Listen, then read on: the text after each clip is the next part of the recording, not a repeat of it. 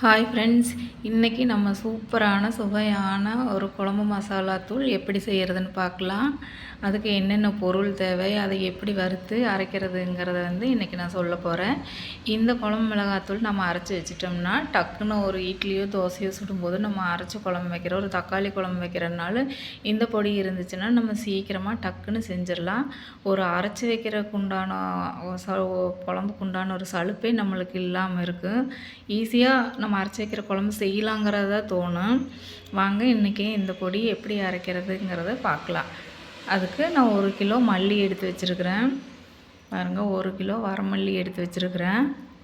இதையும் இப்போ நம்ம வறுத்து எடுத்துக்கலாம். பாத்திரத்தை அடுப்பில் வச்சுக்கோங்க. வச்சுட்டு மல்லி சேர்த்துக்குங்க. நான் 4ஆக பிரித்து வறுக்கிறேன் அந்த 1 கிலோ மல்லியை. ஒட்டுக்கா போடும்போது ரொம்ப அதிகமாக இருக்குது. அடுப்பை மீடியமாக வச்சுக்குங்க. வச்சுட்டு நல்லா கலந்து விட்டுட்டே இருங்க.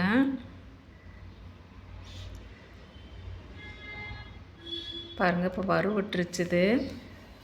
நம்மளுக்கு மல்லி வறுவிடும் போதே அந்த மணம் வரும். பாருங்கள், இந்த அளவுக்கு நம்மளுக்கு வறுத்து வந்துச்சுனாலே போதும். ரொம்ப கலர் மாறிச்சுன்னா நம்மளுக்கு பொடி கருப்படிச்ச மாதிரி வந்துடும். இப்போ இதை எடுத்து கொட்டிக்கலாம். திரும்ப இன்னும் 3 டைம் போட்டு நம்ம வறுத்து எடுத்து கொட்டிக்கலாம். 4ஆக பிரித்து வறுக்கும்போது நம்மளுக்கு ஈஸியாக இருக்கும்.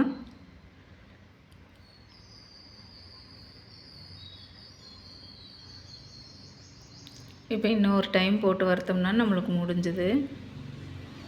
பாருங்கள், அது கடைசியாக வறுத்து 1 கிலோ மல்லி நம்ம வறுத்து எடுத்து வச்சாச்சு.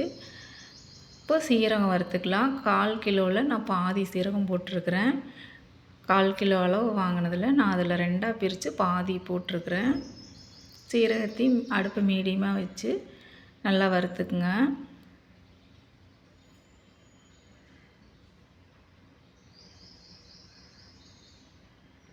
பாருங்கள், நம்ம சீரகத்தை வறுத்து எடுத்து போட்டுக்கலாம். இப்போ மிளகு வறுத்துக்கலாம். 50 கிராம் மிளகு எடுத்து வச்சுருக்கிறேன். இந்த 50 கிராம் மிளகை நம்ம வறுத்து எடுத்து போட்டுக்கலாம்.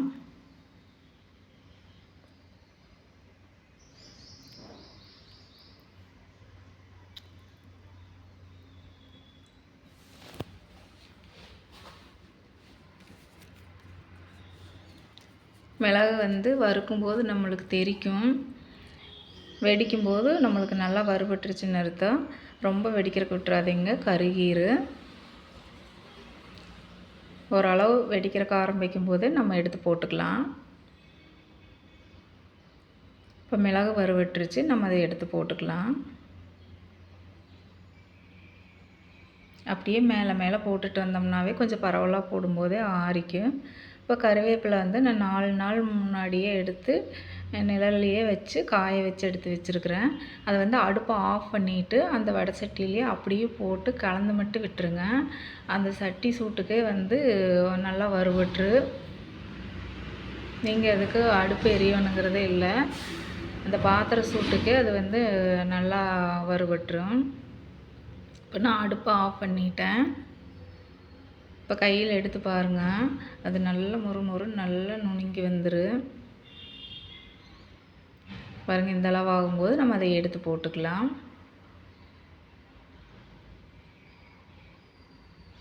திரும்ப அடுப்பு பற்ற வச்சுக்கோங்க. அடுப்பு பற்ற வச்சு ஒரு 1/2 ஸ்பூன் உப்பு சேர்த்துக்குங்க. கல் உப்பு சேர்த்துட்டு வரமிளகா சேர்த்துக்கலாம்.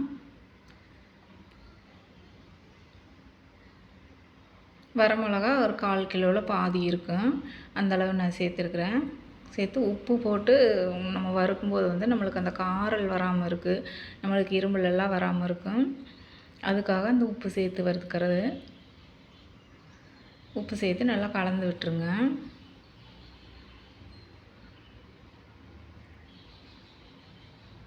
பாருங்கள், நம்மளுக்கு மிளகாவும் வறுவிட்டுருச்சு. இப்போ அடுப்பை ஆஃப் பண்ணிக்கலாம். ஆஃப் பண்ணிவிட்டு மிளகாவையும் எடுத்து இந்த மல்லி கூட சேர்த்துக்கலாம்.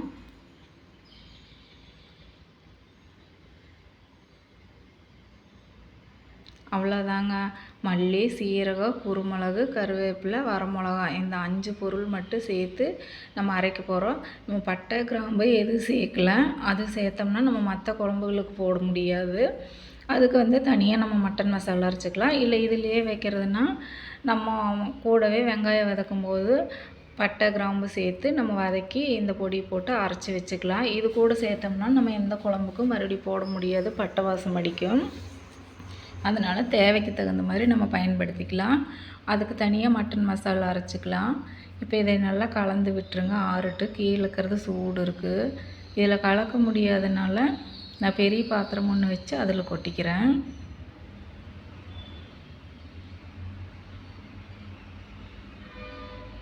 பாருங்கள், கொட்டும்போதே எப்படி இருக்குதுன்னு பாருங்க.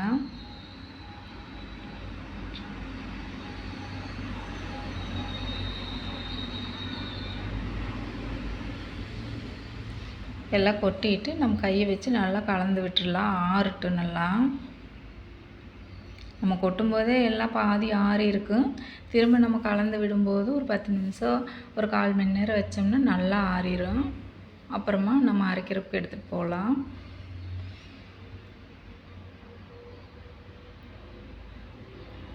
இப்போ பாருங்கள், இந்தளவுக்கு இருக்குது, நல்லா ஆறிடுச்சு. இது வந்து நம்மளுக்கு ஒரு 1.5 கிலோ ஒரு 1,400 அந்த கணக்கு வரும், மற்ற பொருளெல்லாம் சேர்த்துருக்கிறனால.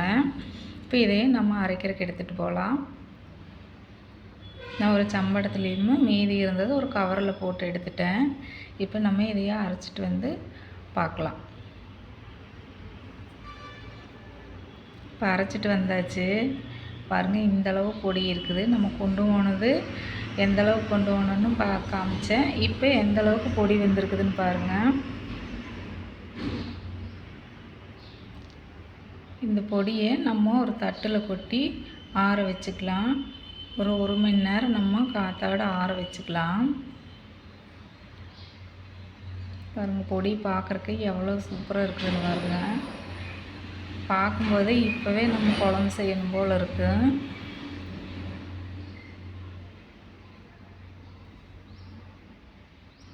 ரொம்ப வாசமாக இருக்குங்க, ரொம்ப மணமாக இருக்குது இந்த பொடி.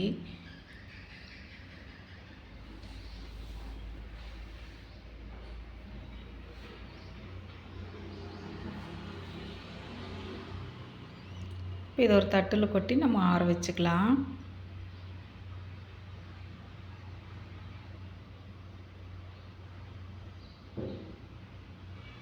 நம்ம சூடாகவே வச்சோம்னா அந்த பொடி வந்து அப்படியே சம்படத்தில் வேர்வை வந்து கெட்டு போகிறக்கு வாய்ப்பு இருக்குது. அதனால தான் கொஞ்சம் நம்ம ஆற வைக்கிறது.